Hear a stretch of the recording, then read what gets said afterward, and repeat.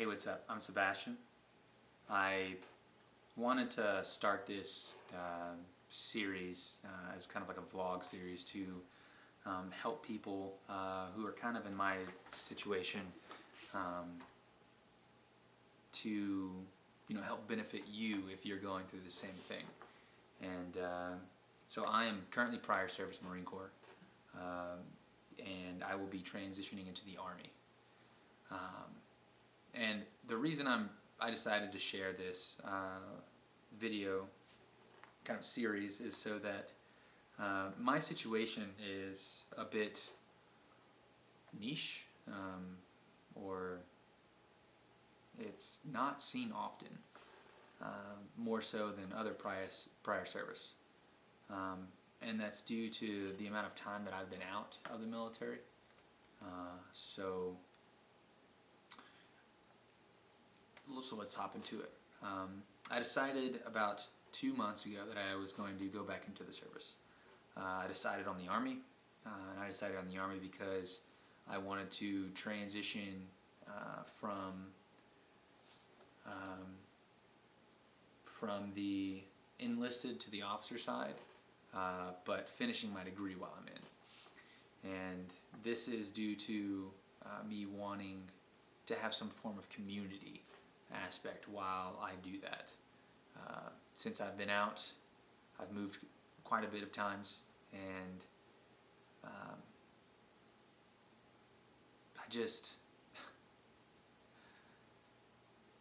don't know, it's a bit different of a connection of, like, when I see other military members when I'm out, it's so easy to have conversations with them and feel connected to them, and I don't know, just like appreciate my day just a bit more. And I feel like I can't connect to a lot of people just in the civilian world, and I don't know why. Like, I have shared everything about myself. When I say everything, I mean everything about myself with people. And I mean, not like in an overwhelming sense, but just all of the situations that I've ever been in, to love myself more so that I can, I mean, that's like just self-growth, but to really, I don't know, for some reason try to find a way to connect with other people. And I still find myself connecting more to military members, and that's just like personality-wise. And I don't get it. It just hasn't clicked, Like, I've been living in a bunch of different cities. I've been to quite a bit of different schools and been around plenty of people. And I just like how close we allow ourselves to be in the military, and I think it's like the biggest thing is because there's a shared struggle, right? Like, we have this thing that we all see every day, and we don't know what we call it. We call it the getting effed by the military, just from whatever situation it is. But it's like we chose it. We chose this type of struggle. But out here, it's like everyone has their own struggle, and everyone is like just trying to fight to survive in their own type of way. But it's like in the military, like, you have each other for that, and like you're not alone. And I like that. I like that whole connection to your brothers. And it's something that, again, like, my best friends, when I'm out, when I go to places, that I typically just find are other military members. And I don't know if it's just because, like, we appreciate that we've all struggled. And for myself, that I can't understand, but I've come to accept, is that I don't like being comfortable. And I feel like that's what we do in our, you know, in this civilian world. It's like we try to survive to be more comfortable. And in the military, it's like you're never comfortable. There's always something, right? But at least it's a controlled, like, discomfort. You know, it's like it comes from either another human or a circumstance. But even if it is that, you know, it's like everyone's dealing with it. And so it's like, at least you can just all be like, well, you know, fuck. And I just miss that, man. You know, like, just miss that. And so I'm going to be, like, kind of linking because, like, YouTube now has, like, these sections to where, like, well, if you try and actually get to the actual video of me helping you with the information versus just wanting to listen to me, and which is perfect, fine. The whole point of this is to kind of, like, share more about myself and my journey for family and friends, but as well as to be able to help other people out. So yeah, I drink decaf coffee in the evening because I enjoy coffee.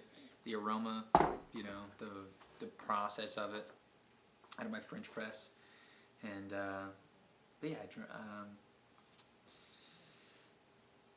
this is what I'm kind of belching right now. But yeah, so hopping into the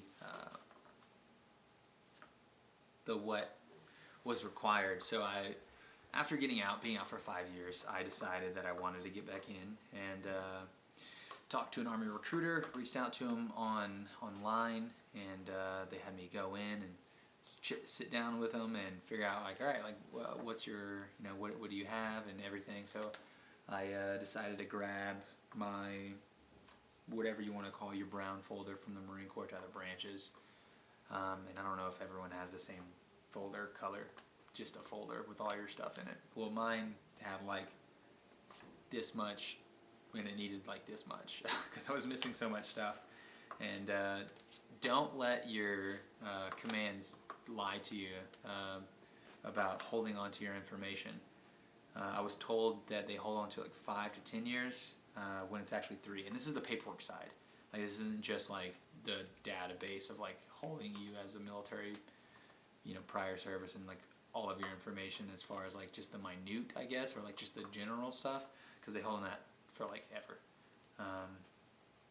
But I called all my previous commands. They didn't have anything, and they just had just general information about me and rank, classes, and you typically get all of, like, your classes on, like, all the schooling and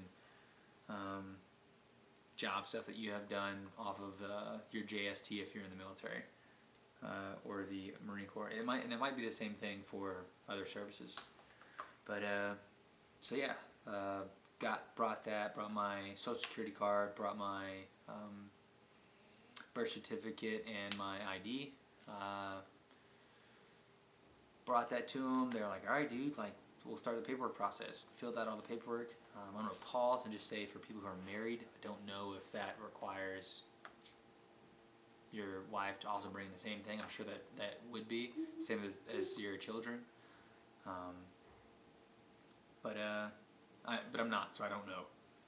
So, but yeah, brought that to them, filled the paperwork.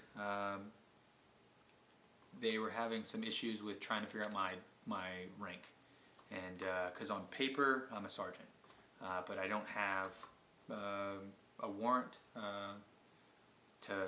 stating that. It got lost over periods of time of me moving, as well as I don't have any leadership courses, certifications either to be able to share. Same issue. So yeah, so we had to figure out what my grade would be. So they sent out this thing called Form FL142, and they send that from the recruiting office up to headquarters, whatever, and they pull it back. I'm like, all right, like, this is it. And so, like, kept my rank, and then they sent me over to medical in the MEPS facility. Had to do the whole stay overnight stuff. Wake up in the morning, retook the ASVAB, retook the ASVAB for me wanting to go officer whenever I go back in. First time I took it, I scored a 55. This time I took it, I scored a 85. And what do you call it? For me to be able to want to do all the stuff that I wanted to do, you know, really high on most of it. Didn't study for it going in. I've just been out and been in school. So it's like, I mean, the ASVAB is specifically for like grade 11. So it's like if you've had schooling since you've been out, there's a really likely chance that you've gotten a lot smarter on those tests. So retook that, and you don't have to, but I retook it just for the officer route. And so did well on that, and then also went back one more time to do the medical side of it. And we were still waiting on my grade determination form to be able to see whether or not I was going to be a sergeant. And then finally got that back like 2 days ago. So finished the medical, finished the ASVAB, finished the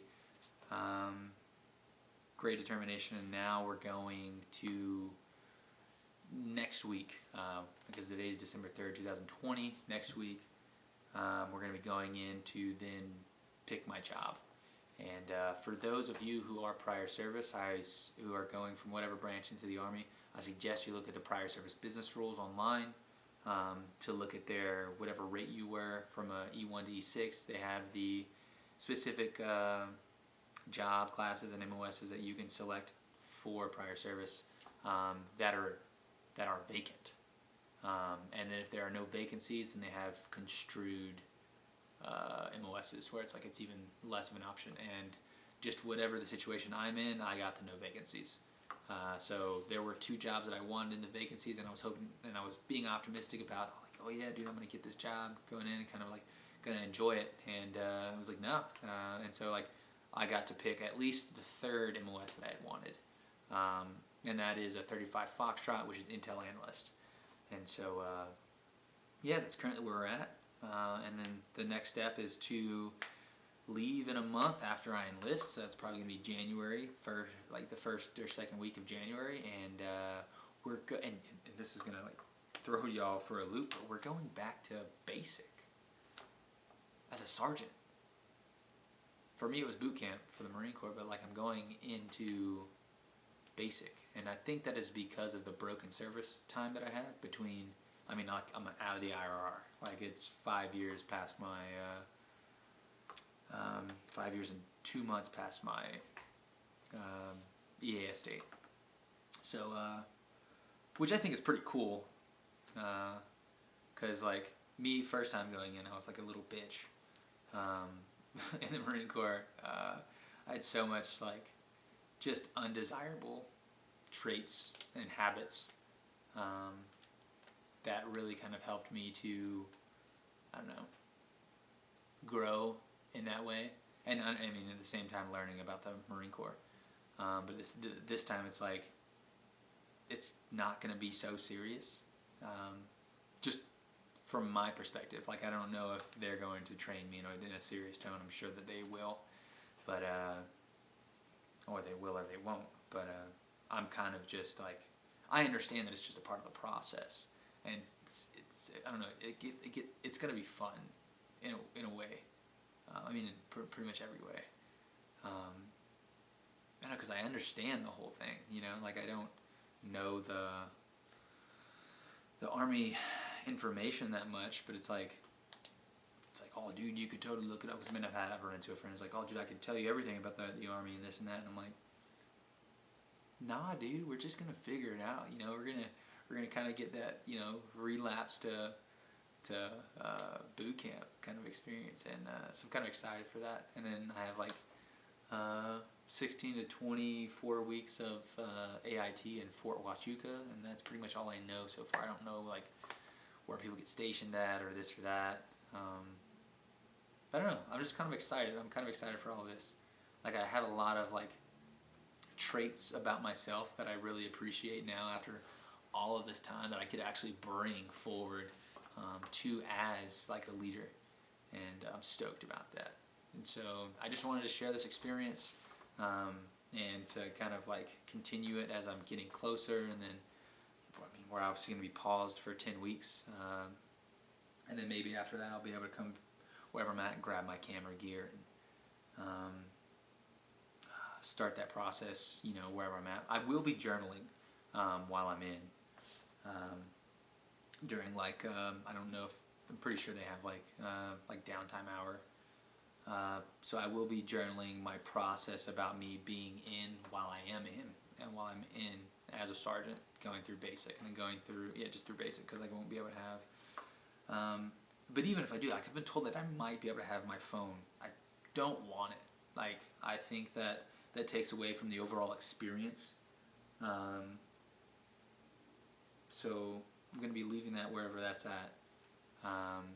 And I might be accepting mail from people.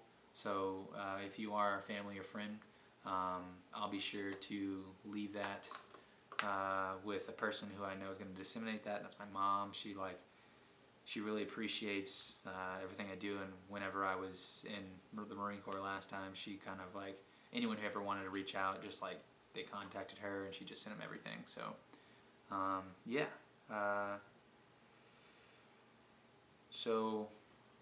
if you are trying to just follow me as a family member, I love you and I'll see you soon. And if you're following me for information about the military, I will be putting out more information, and it's more of a kind of a personal setting from me to you, but this way.